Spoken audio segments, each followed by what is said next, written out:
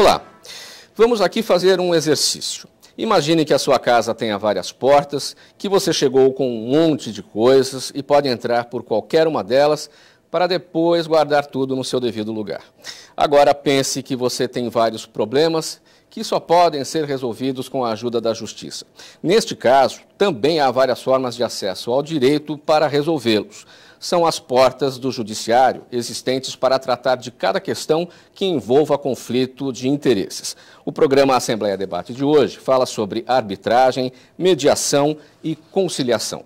Nós recebemos a juíza de direito Valéria Ferioli Lagrasta Lucchiari, Ada Pellegrini Grinover, jurista e professora aposentada, e também a mediadora de conflitos, Célia Regina Zapparoli. Muito obrigado pela presença de todas aqui nesse programa Assembleia Debate. Aqui honrado com a presença de 3 mulheres, eu vou mudar a minha primeira pergunta que eu faria, que é a seguinte: para atuar nesse tipo de trabalho, as mulheres já são maioria?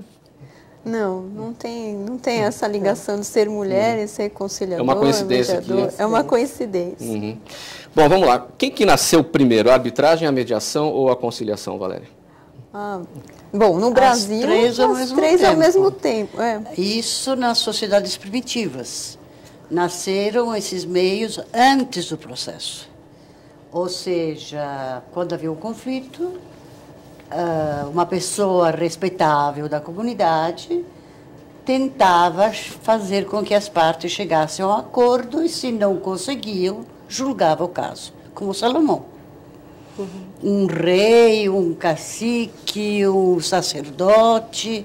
Então, historicamente, aquilo que hoje nós chamamos de meios alternativos ao processo, nasceram antes do processo.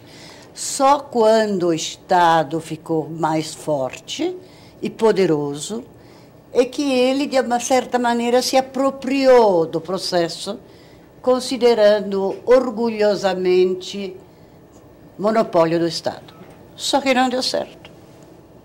Não deu certo por todos os problemas que o processo judicial traz, de longas complicações, problema de acesso à justiça, custo, enfim, uma justiça que se percebeu precisava também ter uma desformalização para que outros instrumentos fossem utilizados não contra o processo, não em vez do processo, mas ao lado do processo. Valéria, o que é mais da cultura do direito brasileiro? A arbitragem, a mediação, a conciliação. Aliás, existem outros mecanismos, tem facilitação assistida, gestão de crise, mas dentro desses 3, o que é mais da nossa cultura? Mais antigo, dentro da cultura judicial, eu acho que é a conciliação. Na Constituição de 1824 já vinha prevista a conciliação e toda a nossa legislação infraconstitucional, então Código de Processo Civil, Lei de Juizado de Pequenas Causas, todas elas trazem a ideia e a palavra conciliação. Conciliação feita pelo juiz.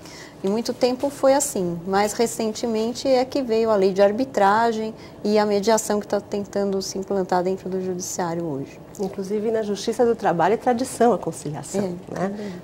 Durante anos, inclusive, permanece uma base de conciliação como estrutura. Então, isso já vem da base mesmo, e as negociações originadas nos Estados Unidos, etc., que deram margem a uma modificação até se chegar à mediação, elas também surgiram entre os sindicatos, elas vêm da área de direito do trabalho, da área de trabalho, das relações de trabalho mais especificamente. Inclusive, Célia, parece-me até que o termo conciliação é o mais fácil de ser entendido, quer dizer, você tem um terceiro que atua na construção de um acordo. Quer dizer, entender o que é uma mediação ou uma arbitragem já é diferente, né? A conciliação, na verdade existem posições divergentes em relação a isso. O tema mediação, às vezes é utilizado para conciliação, há quem confunde porque mediação, que vem de mediation, é intermediação. Então, há uma certa confusão terminológica muitas vezes. Então, o que acaba acontecendo? A conciliação, na verdade, como eu penso e como acho que grande parte das pessoas pensam, ela volta-se a um acordo. Normalmente ela é realizada por uma autoridade, seja validatória ou decisória. Se não houver o acordo, haverá uma validação ou uma decisão, né? Então, a comunicação na conciliação, ela volta não para o ator, o outro, ela volta para esta autoridade. Então, o tipo de comunicação ele é totalmente diferente. Já na mediação, a comunicação que é trabalhada é para além daquele espectro. É uma funcionalidade para a relação do dia a dia que vai além de um simples acordo. Então, você trabalha com vistas a uma funcionalidade comunicativa e relacional para mais do que só obtenção de um acordo. O acordo é consequência disso, né? Então, eu acho que essa já é uma das grandes diferenças. E a arbitragem tem por objetivo uma decisão por um juiz que não é um juiz, ou melhor, um árbitro que não é um juiz ou não é o judiciário, não é a adjudicação tradicional, mas tem tanta validade quanto uma decisão judicial. Então, não sei se ficou claro, mas eu acho que são diferentes utilizações, como até a professora Ada fala, né? Para cada conflito você tem o melhor instrumento para aplicação, né? Na conciliação, o terceiro ajuda a construir um acordo. Na mediação, ele destrói esse conflito para chegar a uma conciliação. Na verdade, ele trabalha o conflito. Na verdade, ele trabalha a comunicação, trabalha a relação, né? E claro que uma boa relação, uma boa comunicação, dessa boa comunicação, pode decorrer um acordo. Né? Ele usa técnicas para que as pessoas voltem a dialogar, que consigam dialogar, porque com o conflito interrompeu o diálogo, né? Sim. E aí que com isso eles consigam eles mesmos chegarem numa solução. Então, e essa, eu diria, é a grande diferença com o processo judicial. Sim. Porque o processo judicial e também a arbitragem, que é também uma solução, uma decisão imposta, na verdade só cuidam da parte do conflito que emergiu e que foi levado ao Poder Judiciário, ao árbitro. O que está por trás não tem a menor importância.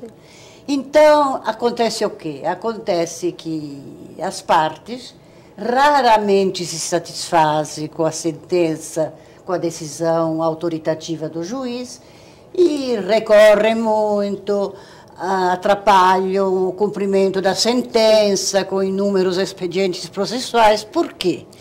Porque o conflito não foi pacificado por inteiro. Por exemplo, o inventário, em que há uma oposição entre herdeiros, etc. e tal. Por que há essa oposição? O que aconteceu nesse relacionamento? Quando isso ficou ruim? E por que isso? Nós não queremos saber quem tem razão nem quem não tem razão. Queremos que as partes percebam qual é o conflito integral. Isso é a mediação. A conciliação é mais simples, porque tende mais a um acordo e muitas vezes é feita pelo juiz e não por um conciliador, não por um terceiro capacitado, e se satisfaz com o acordo. Fez acordo, a conciliação teve êxito. A mediação, não. O acordo poderá vir ou poderá não vir, mas as pessoas em conflito aprendem como conversar e como superar por si só os seus problemas. Quem é que escolhe, Valéria, essa figura do mediador ou do conciliador? São as partes envolvidas? Então, o ideal seria que as partes escolhessem, né, elegessem o mediador. No âmbito privado é feito assim, ainda que tenha uma cláusula num contrato, então eles vão escolher o mediador de uma câmara ou de um instituto, ou o árbitro, só que dentro do judiciário não é assim. Até em outros países tem um cadastro geral e as pessoas podem escolher, mas aqui no Brasil não está funcionando assim, porque muitos estados como São Paulo funcionam com esses voluntários, mediadores voluntários, então eles têm uma disponibilidade de alguns dias, alguns horários, então dentro da escala deles são marcadas essas sessões, ainda que seja anterior à propositura da ação, mas ligado ao judiciário, então é determinado que aquele daquele dia que vai fazer a mediação ou a conciliação, isso dentro do judiciário. No âmbito privado, com certeza as partes podem escolher. Mas também no projeto de Código de Processo Civil está previsto o cadastro de mediadores e conciliadores inscritos no tribunal. Se diz que a preferência é as partes escolherem. Se as partes não escolherem, será sorteado, mas então há uma listagem prévia. Haverá. Haverá. É que por enquanto não há. Haveria. Vamos dar exemplos práticos. Que mecanismo é aplicado para qual tipo de demanda? Vamos falar para o público dessa maneira. Enfim, determinadas demandas vão entrar pelas portas do judiciário e vão cair na mediação, na conciliação, na arbitragem, enfim. Onde vai cair onde? O que vai cair onde? Então, o ideal, pelo menos é o que eu tenho colocado sempre, é que o mediador ele seja capacitado para mediar, quer dizer, aí ele tem conhecimento dessas técnicas mais complexas e que então ele pode fazer conciliação facilmente. E aí, à medida que os conflitos vão chegando, ele pode perceber com a conversa, né, que ele tem com as partes, qual técnica é mais apropriada. Se ele deve usar só a conciliação, que é mais rápida, mais objetiva, ou se ele pode usar as técnicas da mediação, porque aquelas partes estão dispostas a conversar e tem mais tempo para isso.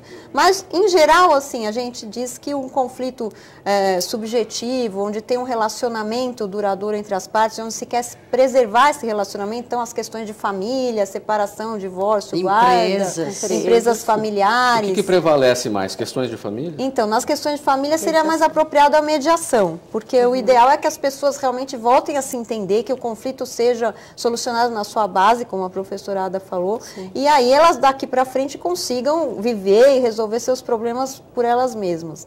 Conflitos mais objetivos, onde não tem relacionamento, acidente de carro ou uma cobrança de uma loja, pode usar a conciliação, não vai ter que perder muito tempo e não vai continuar, as pessoas não vão continuar se relacionando.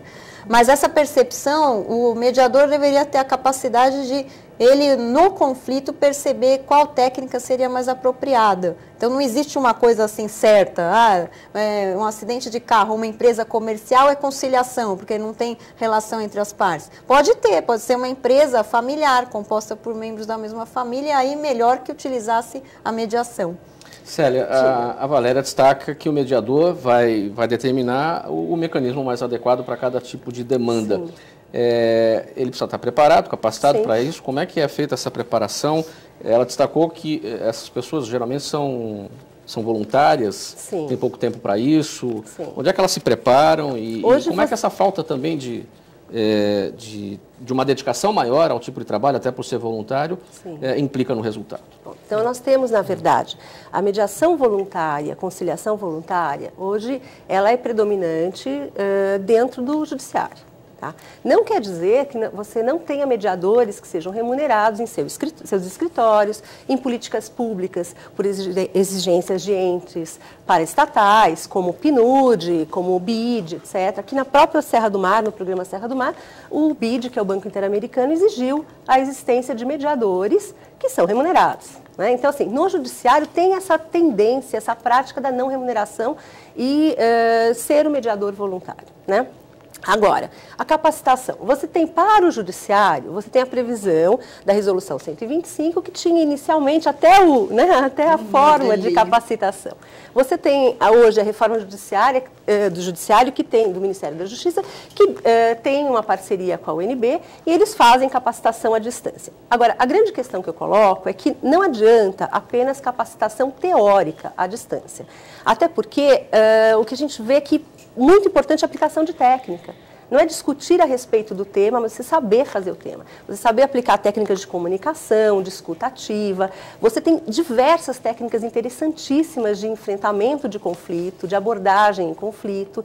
Então, eu acredito que não seja só teoria, né? Teoria é importante, te leva à reflexão, mas é o saber fazer da mediação e na conciliação que são de extrema validade. E acho sim, no momento que você depara com aquele conflito, você identificar o que você vai utilizar, o que aquele caso concreto demanda de você. Então, muitas vezes, chega um caso para mediação, mas você vê que é um caso que não dá para aprofundar, que dá para você utilizar conciliação, né? E, nesse momento, as técnicas comunicativas para conciliação são totalmente diferentes das técnicas comunicativas para mediação. Então, muitas vezes, inclusive na mediação, você não tem só o aspecto do conflito, você tem os fatores de risco. Por exemplo, nós temos projetos de mediação em crime de gênero e família. que é um projeto que há em Santana desde 2001. Lá nós temos pessoas que estão em contexto de violência intrafamiliar, que é mais só do que o conflito. Já chegou uma situação de violência efetiva e muitas vezes essa violência tipificada como crime. Então, não adianta só você, vou teoricamente aplicar tal técnica. Não, você precisa identificar naquela situação que tem fatores de risco como alcoolismo, drogadição, você tem até questões psiquiátricas, né? Como abordar adequadamente, senão você pode, inclusive, colocar as pessoas que você está atendendo em situação de risco.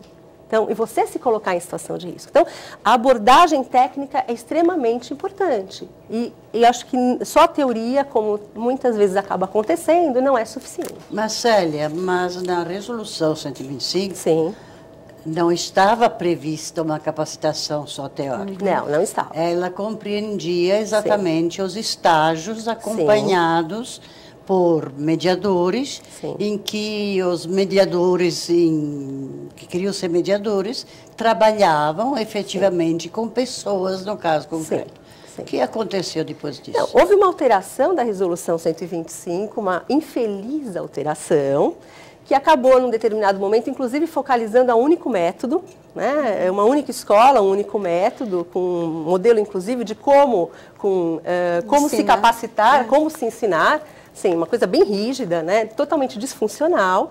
E, na verdade, a parte prática ficou em segundo plano, totalmente prejudicada.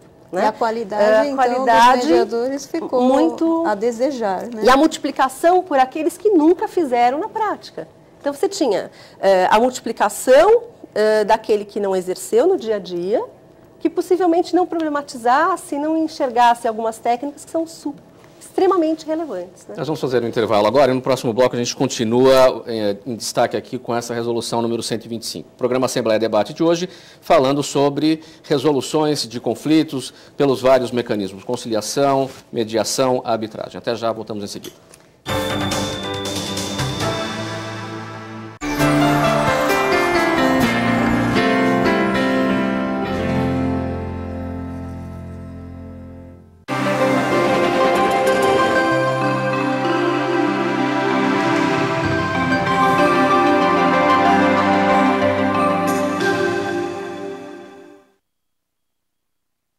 A prática de exercício físico aumenta a qualidade de vida e estimula a saúde. Pessoas com o hábito de se exercitar diminuem o risco de doenças vasculares, ganham massa muscular e estimulam o emagrecimento. Quem pretende levar uma vida mais saudável pode começar com exercícios ao ar livre, em parques, praças e centros esportivos. O ideal é aproveitar os momentos mais frescos do dia, antes das 9 e depois das 5 da tarde, evitando o calor. Use roupas leves e fique de olho também para evitar a desidratação, bebendo bastante água. O importante é contar com a orientação de um profissional adequado e ficar atento aos limites do próprio corpo para evitar lesões.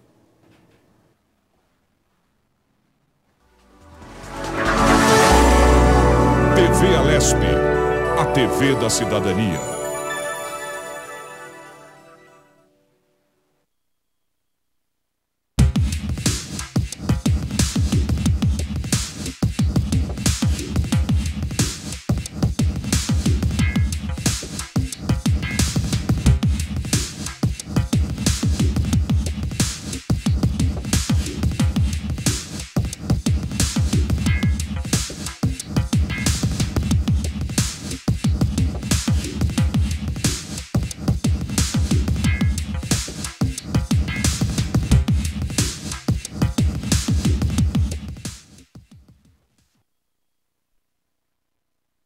O consumo pessoal de água no Brasil fica próximo do dobro recomendado pela ONU. Algumas atitudes simples podem ajudar a reduzir o consumo. Evite banhos longos, feche a torneira enquanto escova os dentes e não jogue lixo no vaso sanitário. Na cozinha, enxague de uma só vez pratos e panelas. Para lavar o carro ou a calçada, não utilize mangueira. Usar um pano e baldes com água pode reduzir bastante o desperdício nestes casos. E procure usar a máquina de lavar roupas no máximo 3 vezes por semana. Desperdiçar água é jogar fora um precioso recurso natural e também um gasto desnecessário nas contas da casa. Essa é uma campanha da TV Alesp, a serviço do cidadão.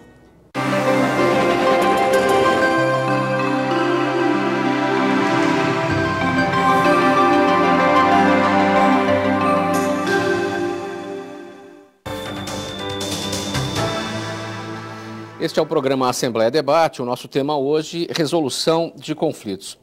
Bem, gente, no bloco anterior, a gente finalizou destacando a resolução 125, que fala da atividade da mediação e da conciliação, né? E cria as unidades judiciárias. O que são essas unidades judiciárias, Valéria? É um aparato fora do judiciário, do sistema judicial? Não, dentro do sistema judicial, assim como tem as varas de família, civil, tem esse Centro Judiciário de Solução de Conflitos e Cidadania. Ele faz parte, né, do Poder Judiciário, só que ele tem 3 setores. Então, tem um setor de solução de conflitos pré-processual, um setor processual e um setor de cidadania. Então, o processual, na verdade, o juiz recebe o processo, a ação já foi distribuída, um advogado distribuiu, né? Está representando uma parte, e o juiz, entendendo o que é o caso, ele manda para conciliação ou para mediação para esses conciliadores ou mediadores voluntários que atuam hoje no Judiciário Paulista. Em outros estados até tem alguns concursados, alguns que recebem, são remunerados. E o setor pré-processual é interessante porque ele evita a propositura de novas ações. Então, ele é ligado ao judiciário, é também o juiz que coordena, o juiz que é o coordenador desse centro judiciário. E, só que a pessoa, antes de ingressar com a ação, ela pode comparecer no Sejusc, nesse centro judiciário, sozinha ou acompanhada de um advogado, e sem ingressar com a ação, distribuir a ação, ela pode já tentar marcar uma sessão de conciliação ou mediação e resolver seu conflito antes, de uma forma mais rápida, porque no máximo em 30 dias essa sessão é designada. Se houver um acordo, então o processo nem é judicializado, quer dizer, o conflito não é judicializado. Então, o juiz, coordenador desse Sejusc, homologa, o termo de acordo vale como sentença, vale como se fosse uma decisão judicial, mas não houve necessidade de propor uma ação no judiciário. Então, isso diminui o número de ações dentro do judiciário, mas ao mesmo tempo soluciona o conflito das partes de forma mais rápida, célere e eficiente. E o outro setor é o setor de cidadania, que a ideia é que o judiciário faça parcerias com a prefeitura, com o Estado ou com outras entidades, com universidades e com a própria Polícia Federal, cartório eleitoral, para que as pessoas consigam obter documentos essenciais ao exercício da cidadania, ou serviços de assistência social, de psicologia, ou qualquer outro serviço necessário, como internação de um idoso, algum acompanhamento de drogados. Tudo isso dentro do judiciário. Seria assim, a porta de entrada seria o judiciário, às vezes a pessoa acha que ela tem um conflito, mas ela não tem, ela tem um problema jurídico, e aí ela receberia ali mesmo a orientação através desse setor de cidadania. Infelizmente, essas unidades judiciárias, São Paulo tem instaladas 140, mas pouquíssimas têm os 3 setores. A maioria delas funciona só com o processual, ou às vezes com o pré-processual, de cidadania quase nenhuma tem. E em outros estados a situação é pior ainda, né? Mas isso porque o Judiciário, o Conselho Nacional de Justiça, na implantação da Resolução 125, realmente não está fazendo um acompanhamento dessas instalações e exigindo que fosse instalado da forma como é prevista. Mas é um serviço muito bom, a tendência é melhorar e é um serviço oferecido pelo Judiciário, traz uma nova imagem, o Judiciário como um prestador de serviços mesmo, que atende a comunidade. A doutora Valéria destacou a questão da celeridade, da rapidez. Agora, qual é o índice de acordos feitos? Quer dizer, de tudo que entra, quer dizer, o que se consegue resolver? O acordo, ele sempre garante dirimir as dúvidas, ou às vezes ele até tem um efeito contrário e acaba acirrando? Olha, a sua pergunta me provoca uma reflexão. Eu acho que para cada tipo de conflito, existe um método adequado de solução. Às vezes é o processo judicial, quando se trata de conflitos mais complexos, juridicamente, teses de direito, provas muito complexas, perícias múltiplas, etc. Então, eu acho que para esses casos, aquilo que eu chamo de justiça conciliativa, que é a mediação mais a conciliação, não é adequada. Apesar de tudo, ainda é mais adequada ou a arbitragem o processo judicial. Quer dizer, uma decisão. Agora, também tem outros conflitos em que há um desequilíbrio muito grande entre as partes. Seja por questões sociais, seja por questões econômicas, seja por questão de posição, enfim, há um desequilíbrio entre as partes. E aí vem a crítica exatamente feita à justiça conciliativa para esses casos. Porque se afirma que o mediador e o conciliador não teriam aptidão para, de alguma maneira, reequilibrar a posição das partes, enquanto o juiz está treinado para isso e a igualdade pode ser construída, não uma igualdade formal, mas uma igualdade real. Agora, estudando o assunto, eu cheguei a uma conclusão um pouco diferente. Que nesses conflitos em disparidade de armas, em desequilíbrio, não é nem o juiz, nem o conciliador, nem o mediador que sabem como atuar. E nós temos exemplos disso. Foi falado na Justiça do Trabalho. Sim. Aquilo não é conciliação. E, no entanto, é conduzida pelo juiz. Por que não é conciliação? Porque o juiz diz, você está pedindo 200, aceita 100? Isso não é conciliação nenhuma. A pessoa em desequilíbrio econômico quer receber logo e aceita 100, mas não é justo. Se não é conciliação, é o quê? É a imposição de um acordo pelo lado psicológico. Eu acho que é a imposição de um acordo. A mesma coisa nesses chamados mutirões de conciliação. O que fazem as empresas chamadas? Cobram.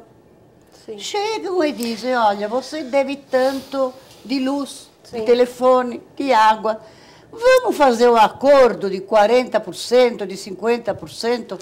Isso também não é conciliação. Por quê? Porque o consumidor está numa posição muito diferente do produtor, que é litigante contumaz, e ele é somente uma pessoa em desequilíbrio econômico. Vou dar outro exemplo. A Justiça Federal está fazendo conciliações em matéria previdenciária, feita pelo juiz. Essas últimas, os mutirões, é feita por mediadores. Na Justiça do Trabalho, é feita pelo juiz. E o juiz federal está fazendo ditas conciliações previdenciárias. Então, o que acontece? Dito por um juiz, né? Não sou eu que estou comentando. A Previdência Social apura administrativamente que é devida efetivamente uma certa importância. Mas ela não paga administrativamente. Ela procura o juiz conciliador. E o que ela faz? Oferece 70%. E diante disso, o pensionista, o que for, sabe que o processo vai durar 3, 4 anos e acaba aceitando. Então, eu vejo que o problema da justiça conciliativa nas relações de desequilíbrio entre as partes não é adequada nem para o juiz, nem para mediadores e conciliadores. Eu acho que o juiz não deveria homologar esse acordo e mandar a questão para processo para ser julgado. Por que essa imposição de acordo prevalece tanto, Célia? Eu poderia só discordar em algum aspecto em relação a isso. Bom, em primeiro lugar, eu tenho acompanhado a formação de conciliadores no Tribunal do Trabalho, no TRT aqui da 2ª Região, e ele já tem Sejusc, então a conciliação é feita por conciliadores que são funcionários treinados para isso. Claro que é uma evolução técnica, você precisa aperfeiçoar tecnicamente, e agora eles inaugurarão, no mês de agosto, o Sejusc da Zona Leste. inclusive com o processo digital, a Zona Leste é toda de projeto digital, uma coisa bem interessante. Mas há juízes que fazem conciliação no trabalho, na Justiça do Trabalho, que são extremamente interessantes, né? Posso citar aqui o Dr. Homero Mateus, que é uma pessoa interessantíssima aplicando técnicas de conciliação. A doutora Regina, que também escreve, fala e atua muito com a questão da conciliação que seja funcional. Porque a grande questão é a não funcionalidade do método aplicado. Então, você tem que gerar equilíbrio de poderes. Eu atuo há mais de 17 anos com mediação em disparidade de gênero. Você criando meios de equilíbrio de poder, você pode, mas para cada contexto você precisa gerar uma metodologia própria para isso. Eu acho que a grande questão não é só fazer acordos para homologação, por exemplo, na Lei 11.340, que é a Lei Maria da Penha, né, apelidada como Lei Maria da Penha. Ali você pouco tem poder de transação no aspecto criminal. Mas você tem um contexto de violência, um contexto de conflito e de violência tamanho que você pode trabalhar essas relações com vistas à funcionalidade delas, uma comunicação melhor. Até porque separados ou juntos, muitas vezes têm filhos, muitas vezes têm consequências do ato de violência naquelas aí pessoas. Você está falando da justiça não retributiva, mas efetivamente compositiva. Quer dizer, o judiciário vai resolver o problema penal. O que aplica pena ou não aplica pena? É uma questão. Agora, contemporaneamente ou depois, faz-se um trabalho com a vítima, com o agressor e com a comunidade. Sim. É um trabalho muito interessante que não se destina só à transação. Tem vários métodos, mas aí é outra questão. Tem a restauração, etc. Mas para quê? Para pacificar. Sim. Porque o processo, eu mais uma vez digo, não pacifica. O processo judicial. Eu queria só retomar, desculpe até interromper, mas em relação ao que a senhora disse. Né? Por exemplo, nas relações de consumo, o que eu tenho visto? Práticas reiteradas, por exemplo, pelas empresas de telefonia, por bancos, etc. Não adianta eu fazer uma conciliação estritamente voltada à relação daquele consumidor com aquela empresa. Eu preciso ter um trabalho, que eu falo de macro conflito, para que, até pode ser por meios não adjudicatórios, por negociação, ou você pode por mediação, até conciliação, você pode ter nesse macro conflito o trabalho para a mudança desses padrões de conduta. Então, tentar reorganizar essa forma, porque se você mas não é isso que acontece. Não é isso. Não, então, eu acho que isso é o ideal. Mas eu acho que isso é o ideal. O problema é a falta de capacitação. Para identificar essas situações. Tem um código de ética, até a resolução 125 traz o código de ética dos conciliadores e mediadores. Dentro do código de ética, um dos princípios é que o mediador, o conciliador, ele deve estabelecer um equilíbrio entre as partes. Porque se não tiver o equilíbrio, realmente a solução não vai ser justa. Sim. E o que a gente vê, como a professora Ada colocou, eu entendo o posicionamento dela, é exatamente isso, que nos mutirões e na maioria dos locais, o juiz, por exemplo, o juiz não é um conciliador, ele não foi treinado para isso, ele não conhece técnicas de conciliação. Desde a Constituição de 1824, o juiz faz conciliação no Brasil, mas é assim, porque ele é juiz, ele faz conciliação. E não é assim, existem técnicas apropriadas, existem princípios éticos. Então, nesses mutirões e nesses casos de desequilíbrio entre as partes, relação de consumo, mesmo as relações de trabalho, infelizmente, a maioria dos conciliadores que atuam, os próprios juízes que atuam na conciliação, eles não têm capacitação para isso. Então, a gente volta naquele ponto. A capacitação que a Resolução 125 trouxe era uma capacitação mínima, mas que trazia a necessidade do estágio supervisionado, trazia a necessidade de o professor ser um mediador mais experiente e ter horas de mediação para ele poder passar isso para as pessoas que estavam se capacitando naquele momento, a necessidade deles fazerem outros cursos depois que o juiz exigisse para que eles realmente melhorassem a forma de atuação. Só que, infelizmente, mudou tudo e muitos foram capacitados, mal capacitados, e, por outro lado, o judiciário busca mostrar uma solução para a morosidade, utilizando esses mutirões e essas coisas que trazem contratos de adesão. Então, muito se vê do CDHU, ele leva 2 tipos de contrato nessas semanas da conciliação. Você pega, aceita um ou você aceita outro. Isso não é conciliação. Né? Esse é o programa. E mesmo na Justiça do Trabalho, agora é que está mudando a mentalidade. Sim. Mas eu fui fazer uma palestra pela Matra, para juízes do trabalho, quando eu falei em Sejusc e conciliadores e mediadores capacitados, quase me mataram. Eu fui linchada. Eu acho que houve 2 juízes do trabalho que aceitaram considerar a ideia. Não, conciliador sou eu. Eu não vou abrir mão na minha função. A lei trabalhista me dá a função de conciliador, vou chamar um terceiro para conciliar. Agora está começando a mudar, mas eu participei de uma audiência trabalhista, assistindo o reclamado, e foi assim, o reclamante não tinha direito nenhum, mas a juíza ofereceu 50% e o cotado do reclamado, que nesse caso era a parte vulnerável, incrivelmente, aceitou para se livrar do processo. Este é o programa Assembleia Debate, aqui na TV Alesp. O nosso tema hoje é resolução de conflitos. Mais um intervalo, voltamos em seguida.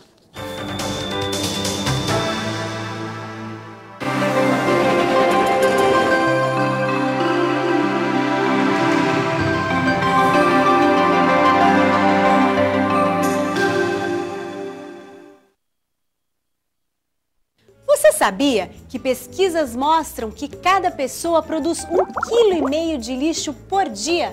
Para jogar limpo com as nossas cidades, não podemos jogar este lixo nas ruas. Quem atira papéis, embalagens e outros detritos no chão ajuda a entupir bueiros e bocas de lobo, provocando alagamentos em época de chuvas fortes. Isso também pode ocasionar a saída de ratos e outros animais do esgoto, facilitando a transmissão de doenças como a leptospirose. Procure sempre utilizar lixeiras nas ruas e nos ônibus. Não jogue sujo com a sua cidade. Lixo é sempre no lixo.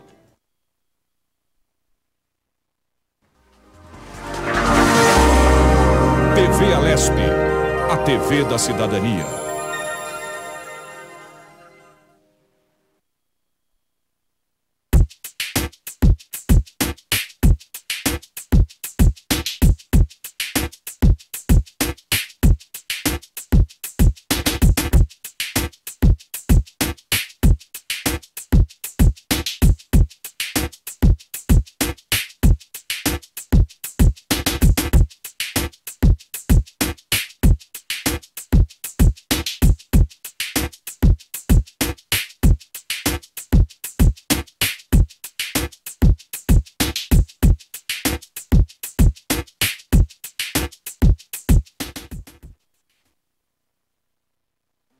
Os postos da rede pública de saúde têm disponível durante todo o ano a vacina contra o vírus HPV, que é sexualmente transmissível e pode causar doenças como o câncer do colo de útero. Neste ano, devem ser vacinadas meninas de 11 a 13 anos de idade. Em 2015, serão meninas entre 9 e 11 anos. Para receber a dose, basta apresentar carteira de vacinação ou documento de identificação. Cada adolescente deve receber 3 doses da vacina para completar a imunização. Mas atenção, a vacina não substitui a realização do Papa Nicolau, exame preventivo do câncer de colo de útero, que deve ser feito por adolescentes e também por mulheres entre 25 e 64 anos de idade. Essa é uma campanha da TV Alesp a serviço do cidadão.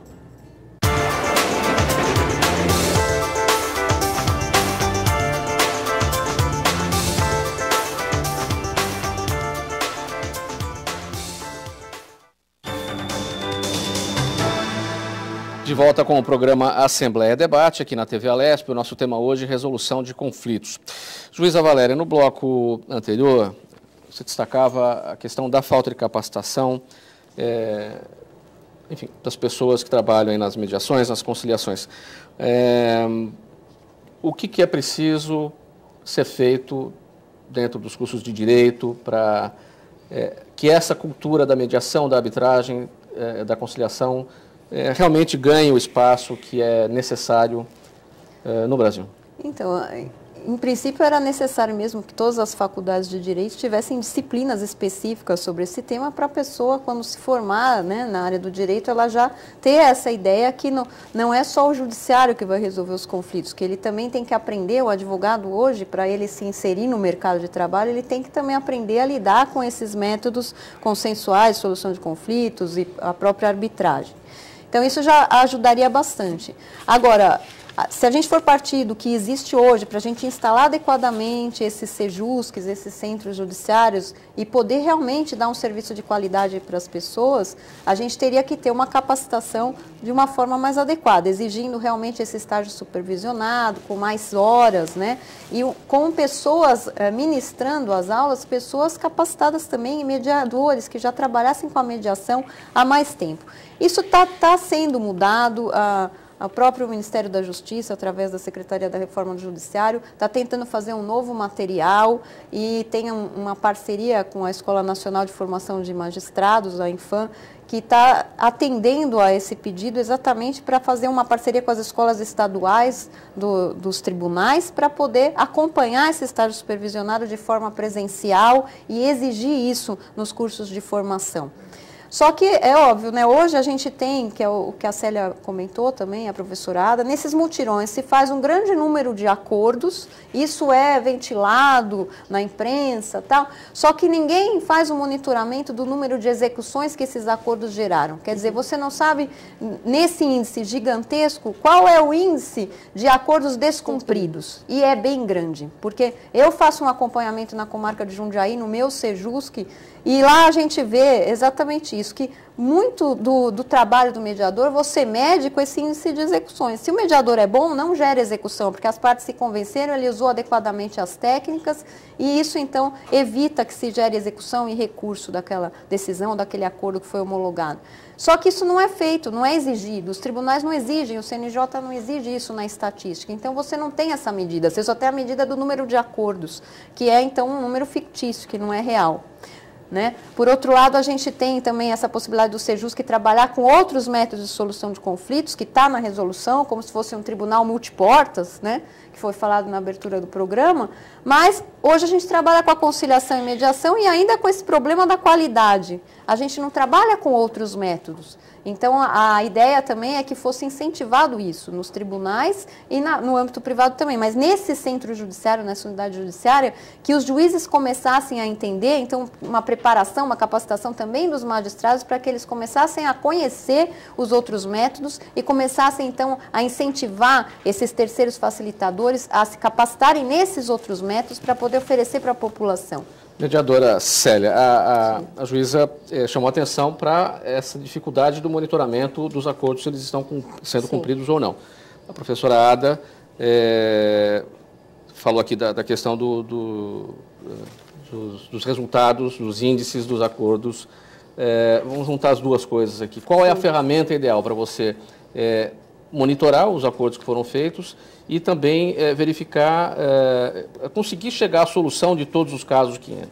Então, na verdade, o que eu posso falar da experiência de monitoramento de pactos é do Projeto Íntegra, que está alocado no Fórum de Santana, não é um Sejusc. Nós fazemos monitoramento de todos os pactos, acompanhando, inclusive, as famílias por um tempo de 7 meses a 1 ano.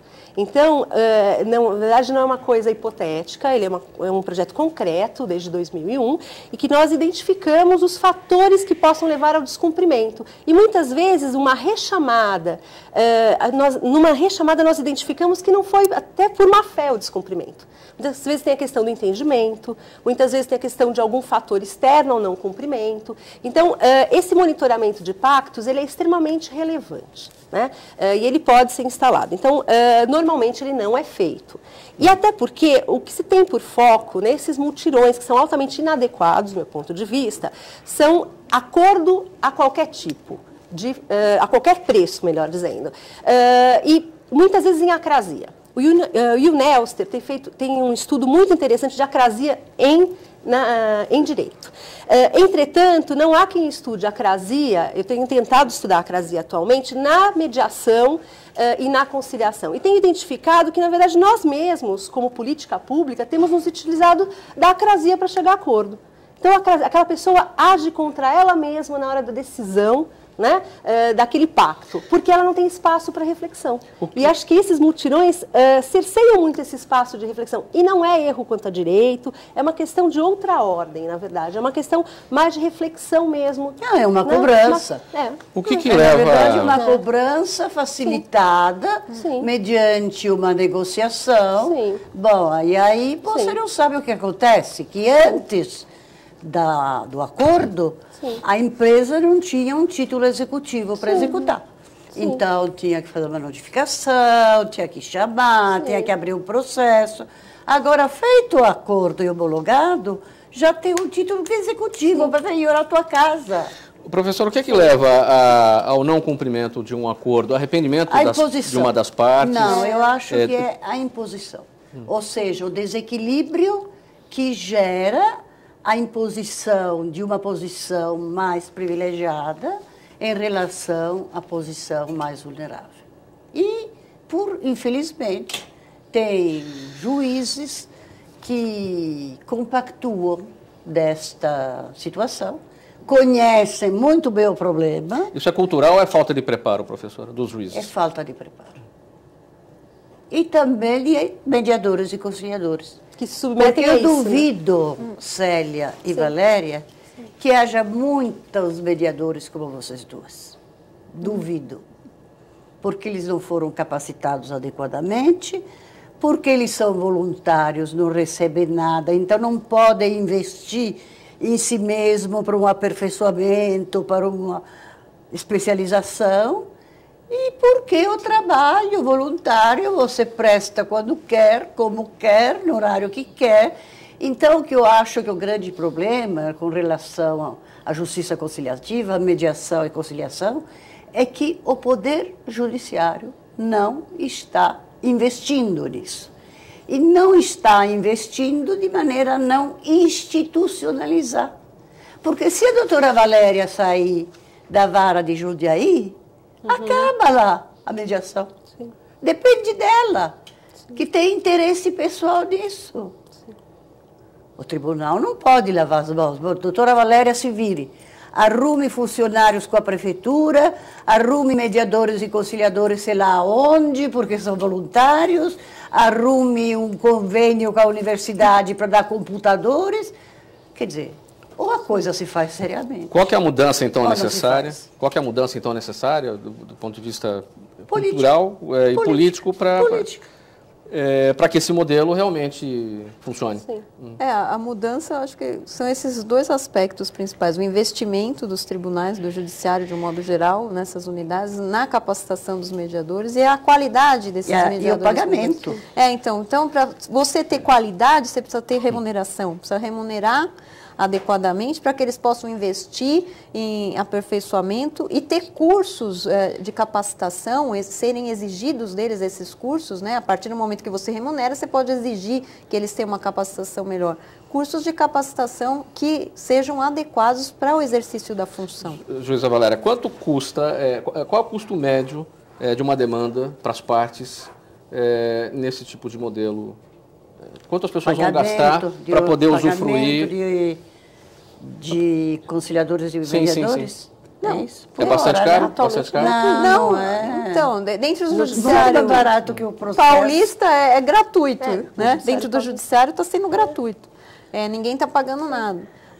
Inclusive, a parte beneficiária da assistência judiciária gratuita, mesmo na proposta do Código de Processo Civil, ela tem direito a ter um mediador gratuito. Então, a partir do momento que o juiz indica no processo ou que ela procura o sejusc pré-processual, ela tem direito.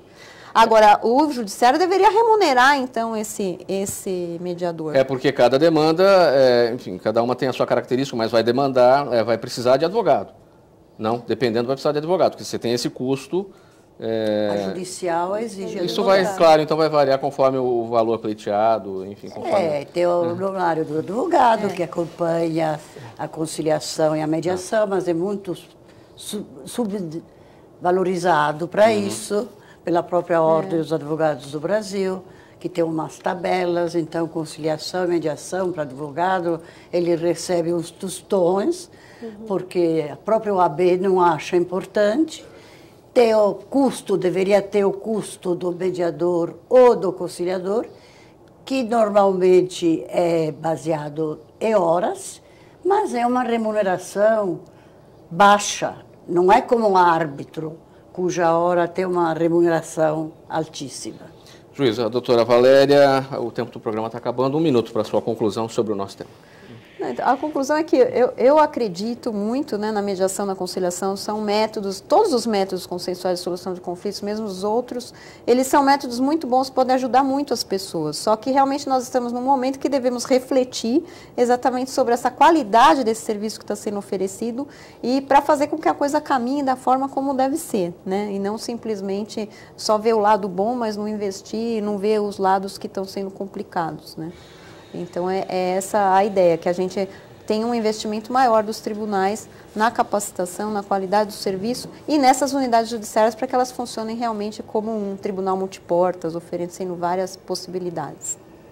Mediadora Célia, sua palavra final, por favor. Então, eu acho que uma coisa relevante é o Estado, ou melhor, o judiciário não ser instrumentalizado para gerência de demandas do próprio executivo.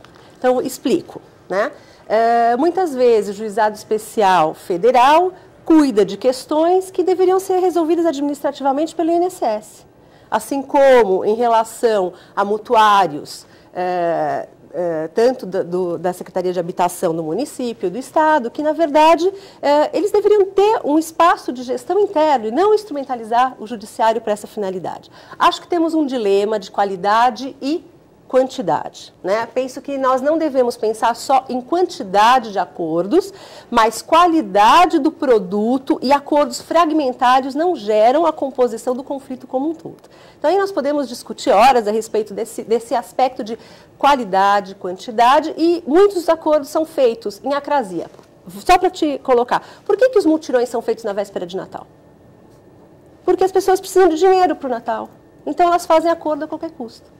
Então, essa é uma das questões. Ah, não, porque no final do ano elas estão mais inspiradas pelo espírito natalino. Não é verdade. Na verdade, é porque elas precisam de dinheiro para o Natal, então aceitam qualquer tipo de acordo. E depois se arrependem. Professora Ada, sua conclusão, até 1 minuto, por favor. Eu queria dizer 2 coisas rapidamente. A primeira é que tenho a impressão de que nessa instalação, nessa propagação de Sejusc, o Brasil fez as coisas pela metade. Quer dizer, boas intenções, provavelmente, mas nenhum investimento sério e nenhuma confiança verdadeira no sistema da justiça conciliativa. Acho que o próprio judiciário desconfia, com exceções, é claro. A segunda observação é que nós temos, efetivamente, no Brasil, uma enorme judicialização de conflitos. E daí tem razão a Célia. Por que temos isso? Porque as instâncias administrativas não resolvem. Porque se eu preciso de um remédio do SUS, o SUS não me dá e o juiz me dá. Então, nós temos cada vez mais uma judicialização pelos processos judiciais, que é muito perniciosa, porque sobrecarrega o judiciário, porque atende algumas pessoas em prejuízo de outras que não procuraram o judiciário, porque não é igualitária, e o campo da saúde é um campo específico para isso. Ok, muito obrigado pela presença das nossas convidadas aqui nesse programa Assembleia Debate de hoje. Falamos sobre resolução de conflitos. O agradecimento a você de casa que nos acompanhou. Até o próximo tema.